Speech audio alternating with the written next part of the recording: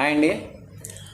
మీకు షుగర్ ఉండి కూడా ఒకవేళ వైట్ రైస్ ఎక్కువగా తినాలనుకునే వాళ్ళకి ఒక మంచి చిట్కా చెప్తాను ఈ వీడియోలో. మనం ఏంటంటే మామూలుగా వారానికి ఒకసారైనా నాన్ వెజ్ తినాలనుకుంటాం. ఆ రోజు జనరల్గానే వైట్ రైస్ ఎక్కువగా తీసుకుంటూ ఉంటాం.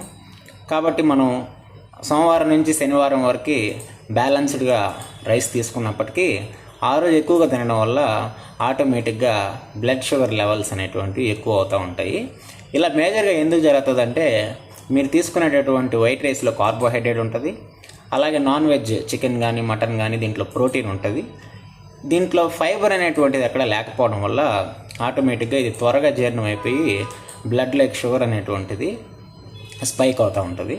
మీరు ఇలా జరగకుండా ఉండాలంటే ఏం చేయాలంటే మీరు తీసుకునేటటువంటి రైసు నాన్ వెజ్తో పాటుగా ఫైబర్ ఉండేటటువంటి ఫుడ్స్ కొంచెం కానీ యాడ్ చేసుకున్నట్లయితే ఇలా సడన్గా పెరగకుండా ఉంటుంది.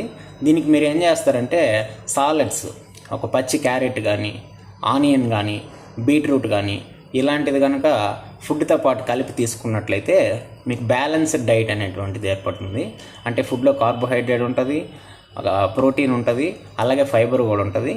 దీనివల్ల కార్బోహైడ్రేట్ త్వరగా డైజెస్ట్ అయ్యి షుగర్ లెవెల్స్ పెంచాలని చూస్తున్నప్పటికీ ఈ ఫైబర్ ఏమని చెప్తుందంటే ఉండరా మామ మెల్లిగా పోదు, ఇంత స్పీడ్గా పెంచక షుగరు అనేసి ఇది కంట్రోల్ చేస్తూ ఉంటుంది. అలాగే రీసెంట్గా మనం మెంతి వాటర్ గురించి చెప్పాము.